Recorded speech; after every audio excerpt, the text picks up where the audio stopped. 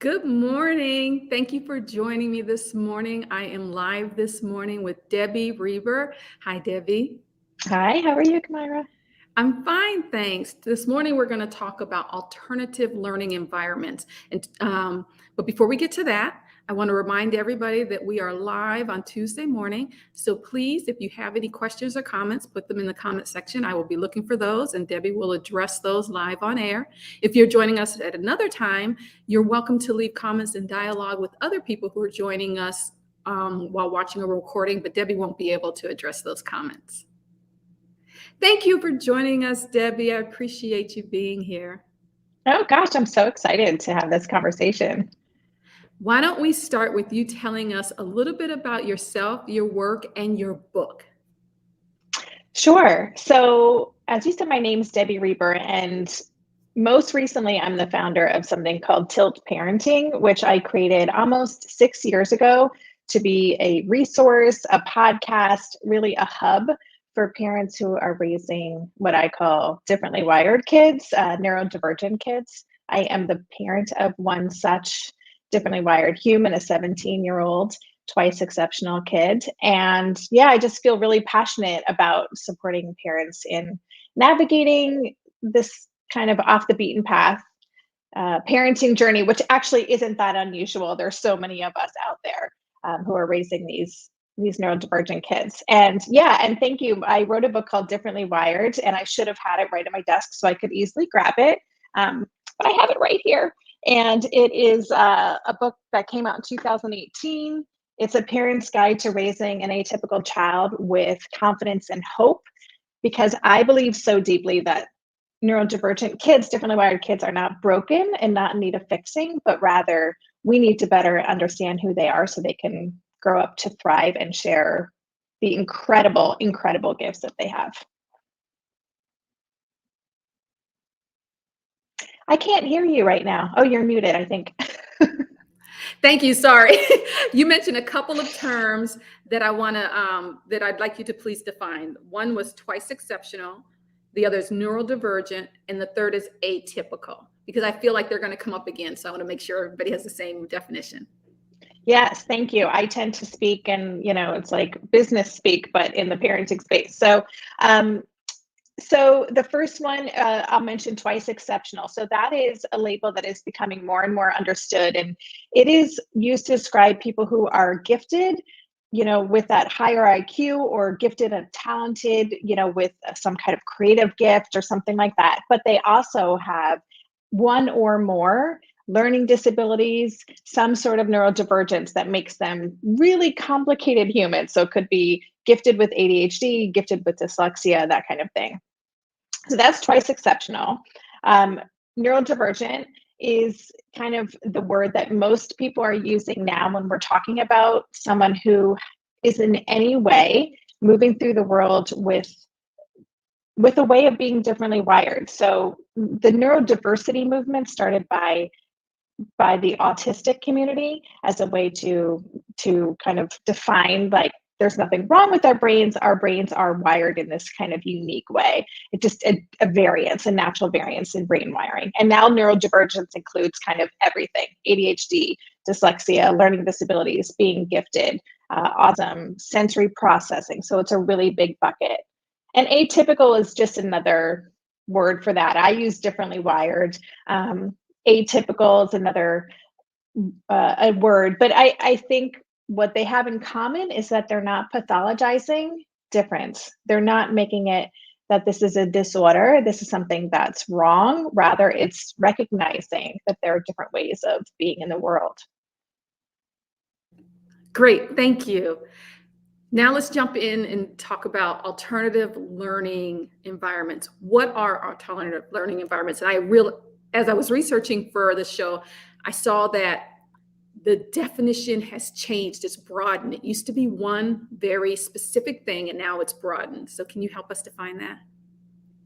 Yeah, I mean, it's exciting to me that there are so many different ways of educating a human now, right? It used to be, there was public school and then private school. and then there was the homeschooling movement. And so there were these kind of three modalities. And now in the past 15, 20 years, there have been more and more different types of learning environments, different types of schools, different approaches, different philosophies to what it means to actually be someone who is educated and grow up to understand kind of who they are and how to be successful in the world. And so it is a huge catch-all phrase now, and there are so many exciting ways of pursuing education.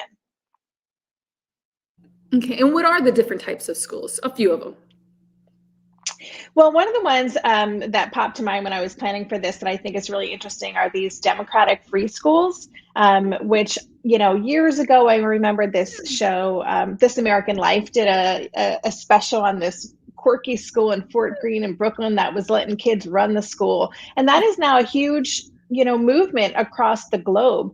These schools where the students really are in charge of the school. They meet together, they decide the curriculum, they work as a democracy, and it is a really interesting way to just navigate and kind of become self-directed in many ways, but also learn how to be part of a community, how to be in control of what you're doing, how to practice empathy and respect, and just so many incredible things. So that is a really interesting model that's becoming more and more popular.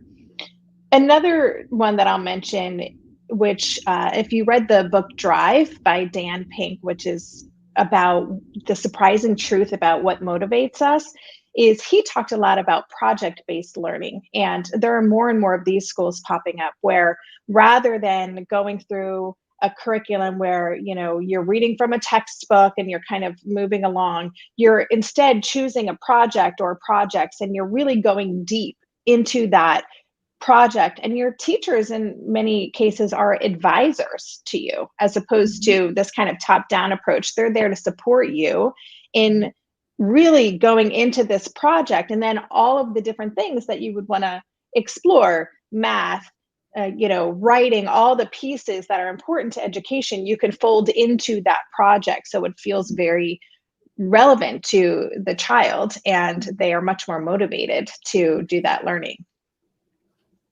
That project-based education may sound familiar to some people because I find that a lot of parents are doing that with their very young children. Your child is into dinosaurs, so you use it to count. You use it to identify colors. You use it to spell the dinosaurs' names. That's the same thing as project-based learning. We have a comment I'm going to put up. Brianna she made a comment. She says, more like a mentor, a peer equals. So she's talking about one of the modalities that you talked about.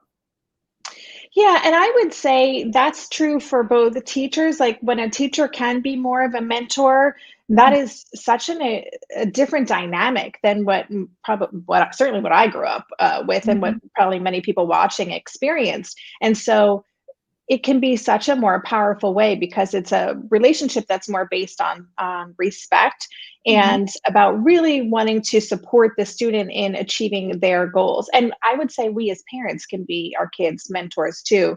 Bill Stixrud and Ned Johnson wrote this amazing book, The Self-Driven Child. And they talk about us as parents being consultants to our teenagers and our high school students, not at least when it comes to their schoolwork, not in every aspect of life, but that we can play that role of really being there to support them in reaching their goals.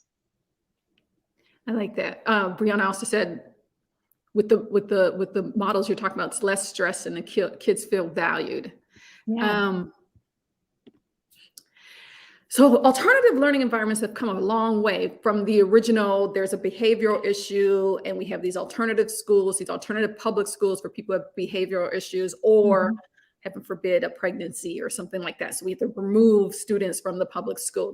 Now we have these offerings based on learning styles and all kinds of wonderful things. Are there particular environments that are good for specific learning styles or challenges? Yeah, absolutely. So, there are certainly schools for students who have learning disabilities where they really prioritize, especially dyslexia and dysgraphia, dyscalculia. Those are very quote unquote popular. Those are the more prominent learning disabilities. And there are schools that have very specific ways of helping those students. They tend to be private schools, so they're not always accessible to everyone, and they're not necessarily in every location. And then what I'm really excited about raising a twice exceptional kiddo, and my child does not go to one of these schools, but there are more and more schools coming up that are specifically geared for twice exceptional, or what's called 2E populations. So there's one in LA called Bridges Academy. They're just about to start their second school in Seattle. On the East Coast, where I am, there's a school called the Flex Schools, and there are kind of 3 or 4 in the Northeast. And actually, I'll say Montgomery County Public School District in Maryland actually really has a program for twice exceptional students. But 2E students are really complicated because they have such, high abilities in certain areas, and could be explaining the theory of relativity to you when they're 12. But then maybe their emotional regulation or their social relationship abilities are lagging, or they may have processing speed issues that makes writing akin to some form of torture. And so these schools that are for twice exceptional students are really based on the individual child and understanding who they are and giving them alternative ways to demonstrate their mastery and their knowledge about a subject. And that is kind of the biggest difference, because in a traditional school, if you're not, you have to write an essay, you have to take those tests. And if you're not good at that, then you're kind of out of luck. And so these newer schools that are popping up are just providing students with more flexibility about how they might demonstrate their learning and their knowledge. Now, what I'm listening to this, and I'm a parent, and I'm thinking, yes, the schools in my community aren't working for my child. I need to find one of these. How do I find one of these? Are there communities online that help you with this? How do I recreate this environment at home if I must? What resources are there out there for parents? There are so many now, which is really exciting. And I will say what we haven't talked about is homeschooling. And that is something, at least in my community, the parents I work with ends up being at least part of many families' journey, even if it's just for a year, where school was a bad fit and the child's mental health was starting to suffer. And so they may pull them out and homeschool. I would say one of my favorite places to learn is about unschooling. And unschooling is rather than doing school from home, basically, which is what so many of our kids were doing during COVID. It is rather giving students the chance to be in charge of their education. And sometimes that looks like being on their computers for, weeks on end.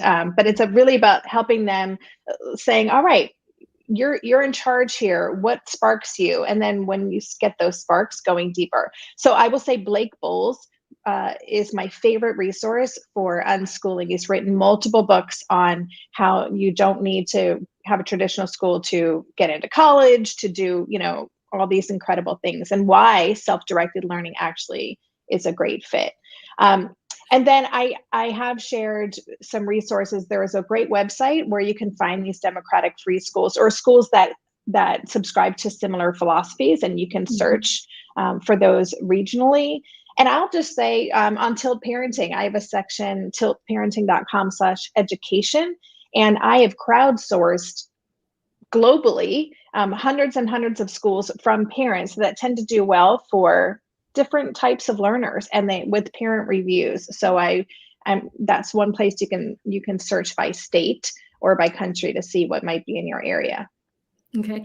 And those of you who are watching, please know that Debbie's website is in the comment section, and also some of these other resources that she's mentioning, either as she's mentioning or even after, when we're done, we'll keep putting up. So we have links for you. Please go into the comment section and find those resources.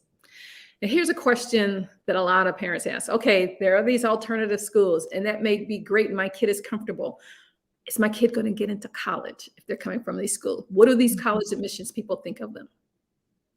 Such a good question. First of all, I would say with homeschooling, because that is a big fear of people, homeschoolers are really valued often by schools like MIT, for example, which, is kind of like the piece de resistance, the reason, whatever, you know what I'm saying. It's Yeah. the top, right? They Yeah. love homeschoolers because they know that, you know, if they have thrived as a homeschooler, it means they are self-directed. It means that they are good at independent learning and really going deep into things. And so there are plenty of ways to demonstrate, you know, that you care about something and that you're passionate about something. And I would say what I'm hearing, because I do have a junior in high school right now, so I'm talking with a lot of folks about these issues. What I'm hearing more and more is that colleges are interested in students who, you know, not like you know, have tick all the boxes, sports, Yeah. volunteerism, you know, all of the student council, but rather students who have more unusual journeys. They want more diverse student bodies, including neurodivergence, and they're more interested in seeing students kind of within the environment that they are. How have they done? Like, and if they're in alternative environment, how have they really kind of taken that and run with it and really owned that experience? So I think it's actually a really interesting time for our students who are taking less traditional paths. I think that's a good point for parents out there because we all, for understandable reasons, become very tense about the possibility of getting into college. And increasingly, it's not about ticking those boxes. It's about being who you are, demonstrating how well you've done in your environment, whatever that is. And if you've had to switch environments, why and how that was good for you, because they're interested in the whole student. And if you can do things like that, then you can thrive in their environment. We have a comment. My kids go to a charter. They are in an IB school, and I like how they support the student with mandatory enrichment of the student is struggling. However, I feel like the pressure is too much. Those IB schools, yes, especially you know, when you get to senior year, there's a lot of work there. Yeah, they are. I know, you know, I lived in the Netherlands for a number of years, and that was, you know, I have a lot of friends who went to the international school, which was an IB program, and I know it is very intense. It's also a top-notch education, right? So it seems like it's one of those, it does, you know, there's an expectation that it's going to open all of these doors.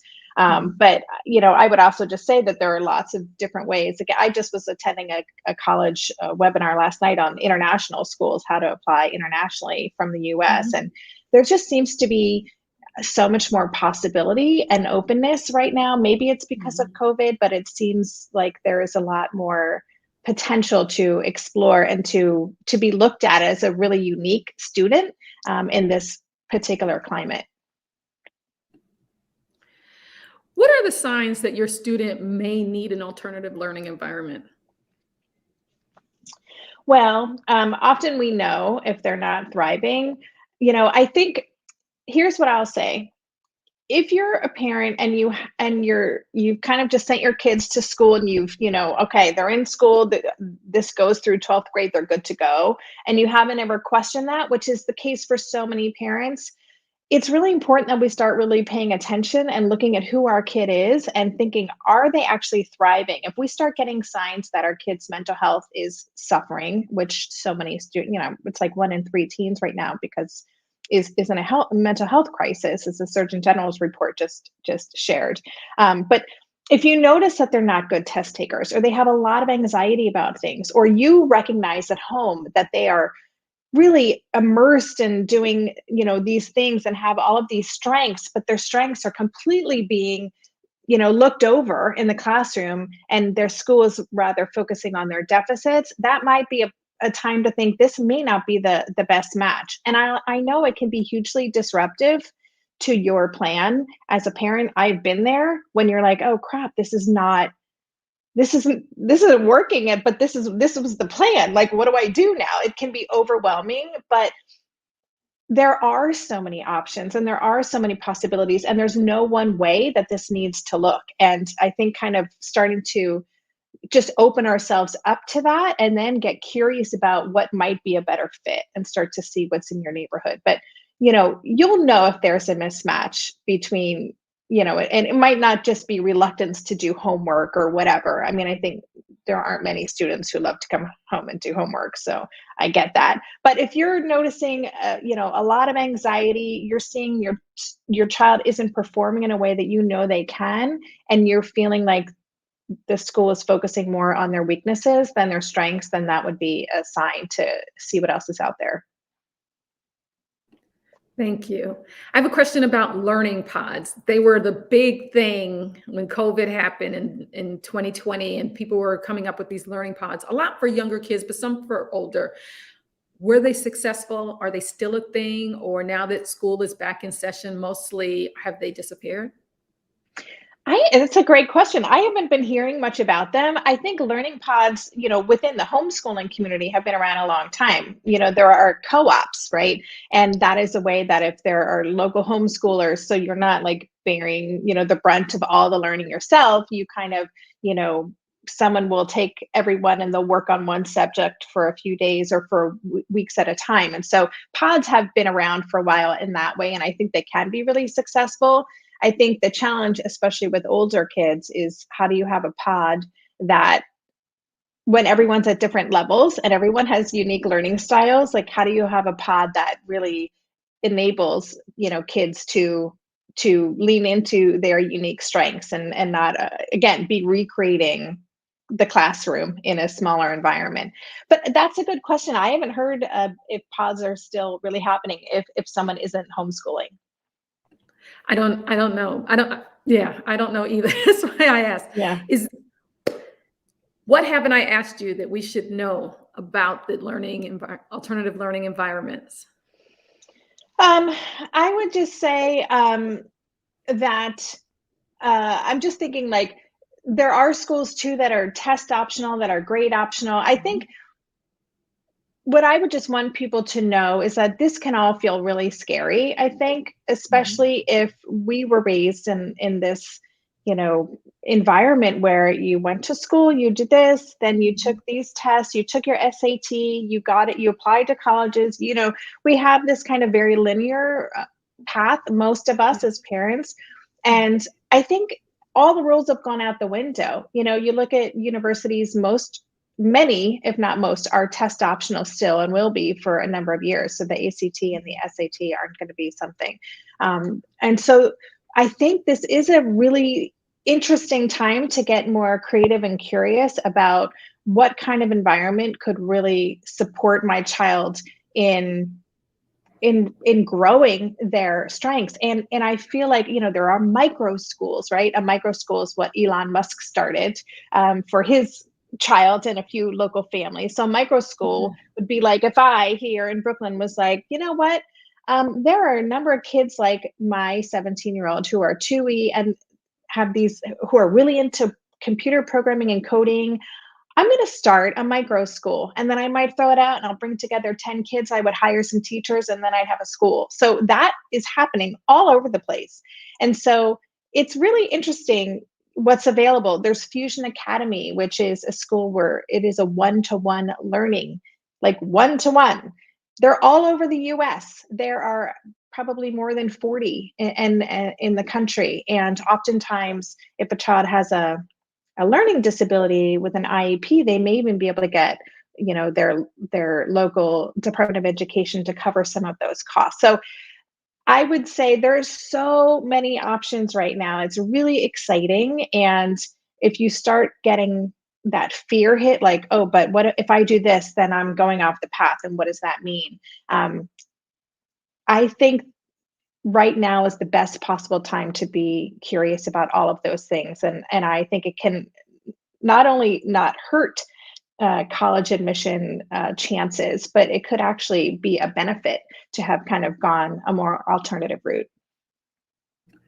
Thank you. So, what I learned today is that although it could be daunting because there are all these different options nowadays, that if you think the options that you are exercising are not right for your student, that just have a little courage, be brave. I know it's difficult, and empower yourself because there are lots of things out there and other people are doing it. So you can do it too.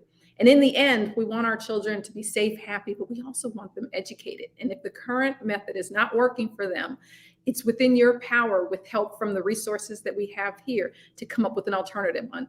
But it's going to take a lot of courage from the adults in their lives, because you're going to have to change your thinking, especially if you have gone out of your way to put them in the best charter or private or public in your neighborhood and it's not working. I feel your pain then if you have to switch after that. Yeah. If there's one takeaway that an audience member should have after watching this, what should it be if it's the only thing they remember today? I actually have a whole new thing to say. I hope that's okay. I want to say also that we can push for these things in our public school systems. So if you are in a system where you do not have these options, homeschooling isn't a possibility, there are ways to advocate for, my child is going to work on a project for this class. But, ask for what you want, push for what you want. Now more than ever, COVID disrupted everything. There's no rule book. So now is a great time to advocate for alternative approaches, even within systems that you're in. So I just wanted to share that. And then one takeaway, just get curious and open. And, this is such a gift when we really start to pay attention to who our kids are as learners. They're so fascinating. They're all so unique and individual. And you can also do some of this enrichment at home. So I would just say, always be noticing, following the sparks of your child, and think about, how can I, build on this strength?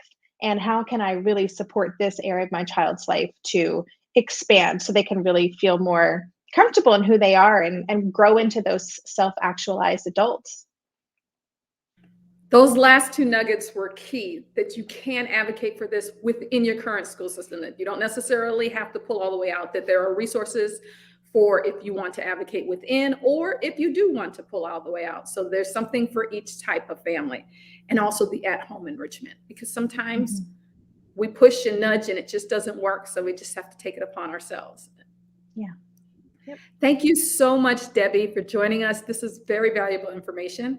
I want to remind our audience that tomorrow, 10:30 a.m. Eastern Time, same place, Facebook Live, YouTube, and Twitter Live, we have Coffee with Jen and Sharon, when they will discuss something about parenting. It's always a fun time with them, so you should join them tomorrow at 10:30. Tonight at 7 p.m., I will be hosting our 11th grade parent webinar for what should you be doing now in preparation for college if you are the parent of 11th grader. I completely screwed that up. There is a nice catchy topic, but you should join us. We're going to put the registration link in the comment section, because you do have to register for that. It is a webinar, but there is still space. So please, if you're a parent of 11th grader, join us. If you are a parent of a 9th or 10th grader and you want to get a head start, just go to our Facebook page or our website, and you will see the recordings of those webinars, because we had those in the last couple of weeks. Thanks again. Thanks for joining us, everybody. Thank you. You're welcome.